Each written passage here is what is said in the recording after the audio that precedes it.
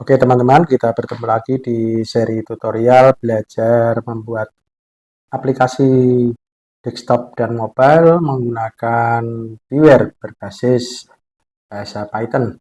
Nah, sebelumnya saya sudah menyiapkan source di GitHub. Silahkan dikunjungi, ada di sini. Kemudian kita lihat di sini source-nya ada di sini. Nanti untuk nama modul bisa disesuaikan.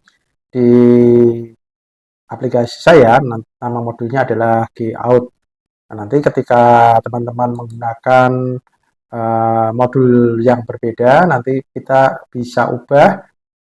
Tentunya di sini yang pertama adalah di folder ini, nanti akan ada yang perlu disesuaikan. Sebentar, yang kita lihat di sini, di nama modul, di sini ada file init ya. Di sini nanti kita ganti ini sesuai dengan nama modul yang ada di komputer masing-masing. Kebetulan saya memberi nama modulnya adalah Gout. Kemudian berikutnya adalah di bagian di bagian app. Nah, di bagian app di sini kalau kita lihat nanti yang perlu diubah hanya pemanggilan modul di sini ya. Ini di sini adalah nama modulnya adalah Gout, nanti disesuaikan dengan modul yang ada di tempat komputer kita masing-masing. Oke, setelah kita unduh dari GitHub ini, kita letakkan di project kita di sini. Maka hasilnya seperti ini. Nah, di sini ada app. Nah, di dalam app di sini ada konfigurasi menu. Saya jelaskan sedikit. Menu di sini ada, saya membuat login, logout, kemudian data 1, data 2 dengan posisinya semuanya disable. Artinya menu tidak aktif. Jadi nanti di konfigurasi ini akan diolah oleh modul ini untuk dijadikan menu sehingga kita bisa lebih efisien ketika harus menuliskan kode karena tidak terlalu dipusingkan dengan bagaimana penulisan menu di Toga ya. Karena sudah saya buat semacam helper atau library. Nah, kemudian di sini kita lihat nanti kalau kita nanti di sini akan masuk pada menu utama.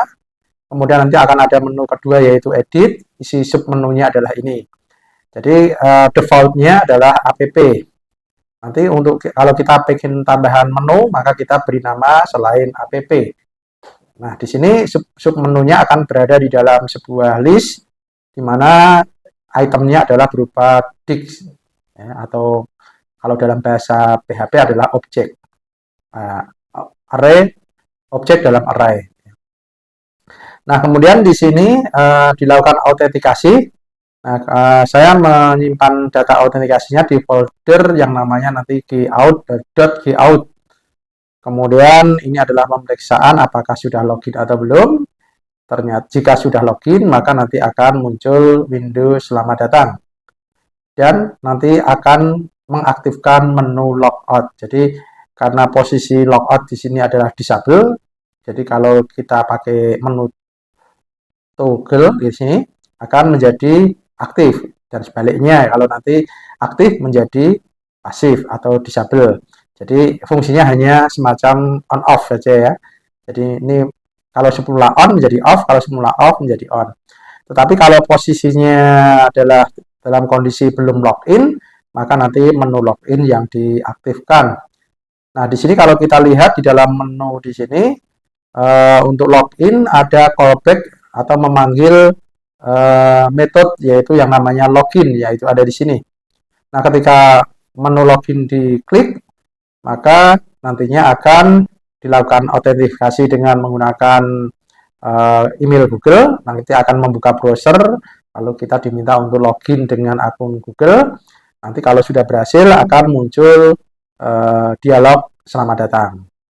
Maka menunya logout akan diaktifkan, login akan di-disable, data 1 akan menjadi enable, data 2 menjadi enable. Jadi tergantung posisi awalnya ya.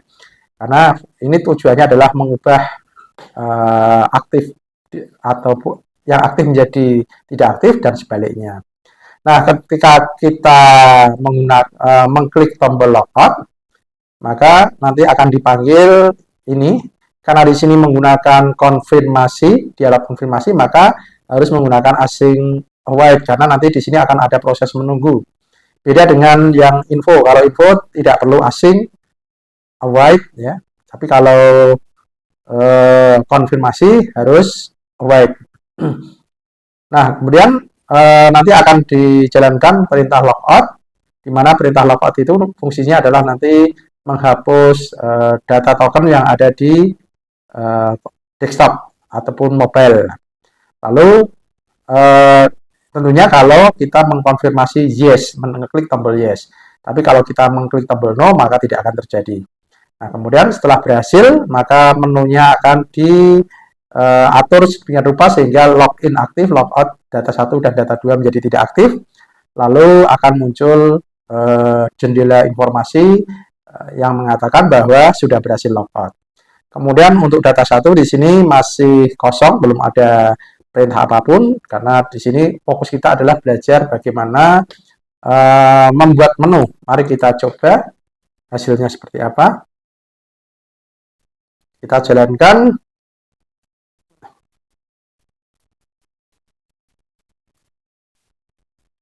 Nah, hasilnya seperti ini.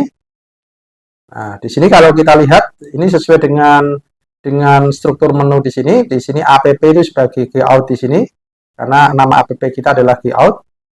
Kemudian di sini ada tambahan menu edit. Di mana menu edit kalau kita lihat ada data 1 dan data 2, posisinya adalah disable. Kemudian pada posisi app di sini login-nya adalah aktif. Berarti posisinya adalah masih logout. Kemudian logout-nya tidak aktif. Sehingga tidak membingungkan pengguna karena ini jelas terlihat bahwa posisinya adalah logout. Nah, kita akan coba klik tombol login, maka akan membuka browser, kemudian kita diminta login dengan akun Google. Oke, sudah berhasil, browser kita minimize. Kita lihat di sini ada jendela atau dialog selamat datang. Nah, kemudian kalau kita klik, kita lihat menunya dulu. Di sini logout menjadi aktif, sedangkan login-nya menjadi tidak aktif karena perintah yang kita jalankan tadi di sini. Nah, sekarang kita coba untuk logout. Nah, tadi di sini ya. Nah, sekarang kalau kita jalankan logout, nanti berlaku sebaliknya. Logout-nya menjadi tidak aktif, login-nya menjadi aktif, kemudian dan seterusnya. Kita coba logout. Oke, ada konfirmasi di sini. Kalau kita cancel, maka tidak jadi logout. Tapi kalau kita oke, maka akan muncul informasi sudah berhasil logout dan menunya akan berubah. Oke, demikian tutorial kita kali ini. Mudah-mudahan bisa bermanfaat. Terima kasih.